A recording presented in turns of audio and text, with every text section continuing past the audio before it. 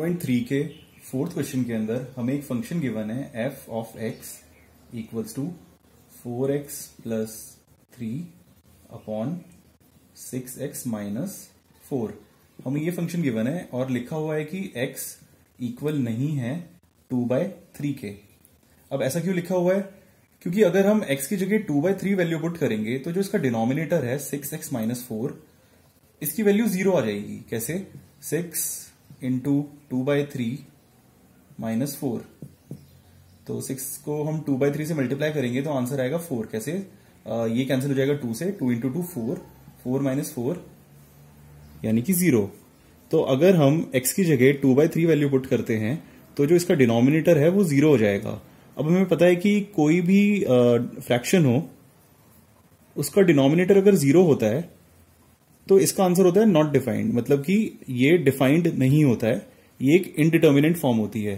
तो इसको बचाने के लिए हम हमेशा ऐसे नंबर उसकी डोमेन से एलिमिनेट कर देते हैं जिससे कि उसका डिनोमिनेटर 0 ना आए। तो क्वेश्चन के अंदर इसीलिए लिखा हुआ है कि x 2/3 के इक्वल नहीं है। ऑल राइट, तो हमें फंक्शन ये गिवन है। इसके बाद हमें निकालना है f ऑफ x। इसका मतलब होता है कि हमें निकालना है f ऑफ x। इसको हम ऐसे लिखते हैं, मतलब पहले हम f ऑफ x लिखेंगे। अब जो f ऑफ x की वैल्यू है वो हम फिर से फंक्शन के अंदर पुट कर देंगे और हमें उसी की वैल्यू निकालनी है। तो f ऑफ x किसके इक्वल है? 4x plus 3 upon 6x minus 4, इसके इक्वल है। तो f ऑफ x किसके इक्वल होगा? ये इक्वल हो जाएगा 4 into F of x plus 3 upon 6 into F of x minus 4, ये इसके इक्वल हो जाएगा। तो हमने यहां तक आंसर निकाल लिया। f ऑफ x इक्वल होगा 4 into F of x plus 3 upon 6 into F of x minus 4। अब हम क्या करेंगे कि जहां जहां पर f ऑफ x लिखा हुआ है उसकी जगह हम ये वाली वैल्यू पुट करेंगे जो कि है 4x plus 3 upon 6x minus 4। हम ये वैल्यू पुट करेंगे f ऑफ x की जगह। तो लिखते हैं हम इसको 4 into 4x plus 3 upon 6x minus 4 plus 3 upon, अब अगेन डिनोमिनेटर में भी हम सेम चीज करेंगे। 6 लिखा, f ऑफ x की जगह ये वाली वैल्यू, तो 4x plus 3 upon 6x minus 4, और ये है माइनस 4 यहां पर। तो यहां तक हमने सॉल्व किया। इसके बाद हम इसको आगे सॉल्व करते हैं। तो ऐसा कुछ लिखा हुआ है नंबर इनटू फ्रैक्शन।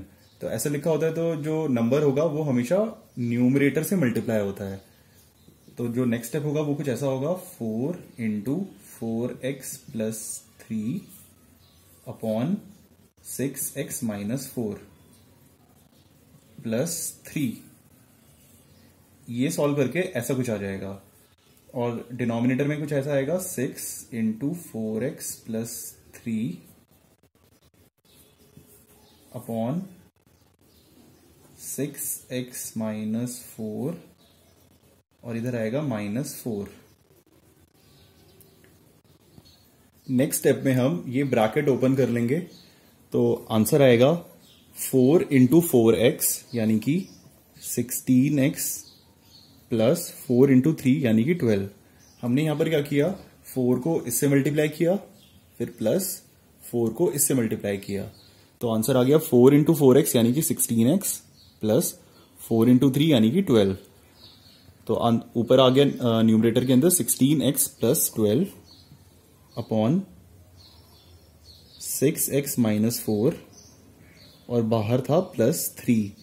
ये है पूरा न्यूमरेटर के अंदर। इसी तरह से हम डिनोमिनेटर की वैल्यू निकालेंगे तो आएगा 6 इंटू 4x यानी कि 24x प्लस 6 इंटू 3 यानी कि 18 अपॉन न्यूमरेटर सेम रहेगा 6x माइनस 4, और इधर आएगा minus 4।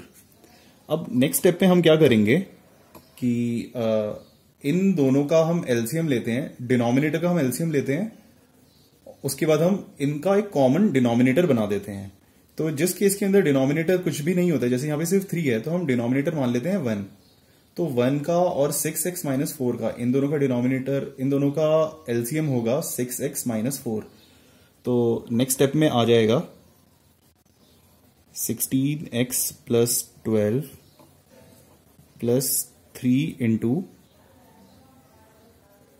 6x minus 4 upon denominator 6x minus 4, और जो नीचे डिनोमिनेटर था उसके अंदर वैल्यू आएगी 24x plus 18 minus 4 into 6x minus 4 upon 6x minus 4। अब यहां से 6x माइनस 4 से 6x माइनस 4 कट जाएगा। क्यों? क्योंकि जब भी कभी ऐसा लिखा हो n1 अपॉन d1 और ये पूरा डिवाइड कर रहा है इसको n2 अपॉन d1, तो ये डिनोमिनेटर से डिनोमिनेटर कैंसिल हो जाता है और न्यूमरेटर से न्यूमरेटर कैंसिल होता है। मतलब इसका कुछ ऐसा मतलब होता है कि n1 upon d1 into d1 upon n2। इसको हम सिंप्लीफाई करते तो हम इसको कुछ इस तरीके से लिखते हैं। तो इधर भी ऐसा ही होगा, मैं यहां पे डायरेक्टली कर रहा हूं, मे बी आपको समझ आ रहा हो। तो ऐसा हुआ था, तो 6x माइनस 4 से 6x माइनस 4 कैंसिल हो जाएगा। तो नेक्स्ट स्टेप के अंदर आंसर आएगा 16x plus 12 plus 3 into 6x minus 4 upon 24x plus 18 minus 4 into 6x minus 4। Next step में हम ये ब्रैकेट दोनों ओपन कर लेंगे। तो 16x प्लस 12 प्लस 3 इंटू 6 यानी कि 18x माइनस 3 इंटू 4 यानी कि 12 अपॉन 24x प्लस 18। इस ब्रैकेट को कैसे ओपन करेंगे हम? Minus 4 into 6x। इसका आंसर आ जाएगा minus 24x minus 4 into minus 4 यानी कि प्लस 16। तो आगे आ जाएगा प्लस 16। इसके बाद हम जो चीजें ऐड हो रही है उनको ऐड कर लेंगे और जो माइनस हो रही है उनको माइनस कर लेंगे। जैसे यहाँ पे प्लस 12 है और माइनस 12 है, तो प्लस 12 से माइनस 12 कैंसिल हो जाएगा और 16x plus 18x, 16x plus 18x, इसको हम कैसे सॉल्व करते हैं? x एज इट इज आता है और 16 और 18 को हम ऐड कर लेते हैं। तो इसका आंसर आ जाएगा इधर से 4 और इधर से 3, 34x।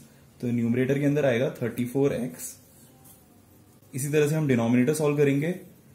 तो 24x और 24x ये आपस में कैंसिल हो जाएगा।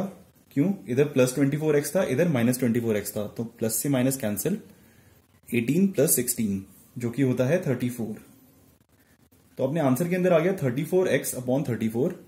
तो यहां पे 34 से 34 कैंसिल हो जाएगा और आंसर में आ जाएगा सिर्फ x, यानी कि f ऑफ x, इसकी वैल्यू आई x के बराबर। इसका क्या मतलब है? इसका मतलब है कि जो बाहर वाला फंक्शन है f, वो f का इनवर्स है, मतलब कि f ही खुद का इनवर्स है। तो f equals to f inverse. जब भी ऐसा होता है ना कि f of g of x equal हो x के, तो इसका मतलब होगा कि g का जो इनवर्स फंक्शन है वो ये है, f है।